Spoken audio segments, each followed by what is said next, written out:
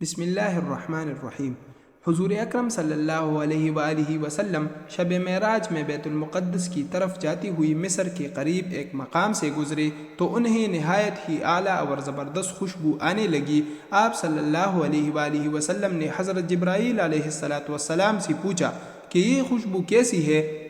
حضرت جبرائیل علیہ السلام نے جواب دیا کہ یہ فرعون کی بیٹی کی باندی مشاطہ اور اس کی اولاد کی قبر سے آ رہی ہے۔ پھر حضرت جبرائیل علیہ السلام نے اس کا قصہ بیان کیا کہ مشاطہ فرعون کی بیٹی کی خادمہ تھی اور وہ خفیہ طور پر اسلام لا چکی تھی۔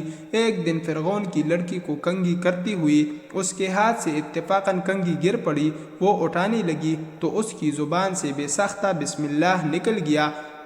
اس پر شہزادی نے کہا کہ تو نے آج عجیب کلمہ بولا، رب تو میرے باپ فرعون ہی ہے، تو پھر تم نے یہ کس کا نام لیا ہے؟ اس نے جواب دیا، فرعون رب نہیں بلکہ رب وہ اللہ ہے جو مجھے، تجھے اور خود فرعون کو روزی دیتا ہے۔ شہزادی نے کہا، اچھا تو میرے باپ کے سوا کسی اور کو اپنا رب مانتی ہے؟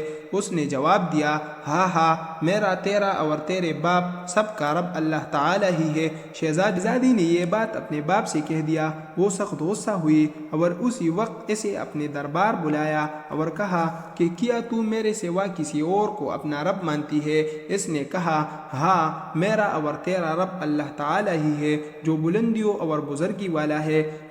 فرعون نے اسی وقت حکم دیا کہ تانبے کی جو گائے بنی ہوئی ہے اس کو خوب تپایا جائے اور جب بالکل آگ جیسی ہو جائے تو اس کے بچوں کو ایک ایک کر کے اس میں ڈال دیا جائے، آخر میں اسے خود بھی ڈال دیا جائے۔ چنانچہ وہ گرم کی گئی۔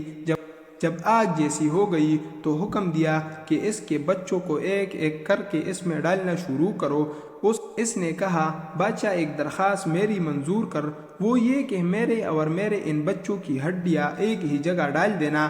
فرعون نے جواب دیا، اچھا، تیرے کچھ حقوق ہمارے ذمہ ہے اس لیے یہ منظور ہے۔ اس کی دونوں بچیاں اس کی آنکھوں کے سامنے اس میں ڈال دی گئی اور وہ فوراً جل کر راکھ ہو گئی۔ پھر سب سے چھوٹی کی باری آئی جو ماں کی چھاتی سے لگا ہوا دودھ پی رہا تھا۔ فرعون کی سپاہیوں نے اسے گھسیٹا تو اس نیک بندی کی آنکھوں تلے اندھیرا چھا گیا۔ اللہ تعالیٰ نے اس بچے کو اسی وقت زبان دے دی اور اس نے بآواز بلند کہا، اماں جان ذرا بھی افسوس نہ کر، حق پر جان دینا ہی سب سے بڑی نیکی ہے۔ چنانچہ انہیں صبر آ گیا۔ اس بچے کو بھی آگ میں ڈال دیا گیا اور آخر میں ان کی ماں کو بھی اسی آگ میں جلا کر مار دیا گیا۔ یہ خوشبو کی مہکیں اسی کی جنتی محل سے آ رہی ہے۔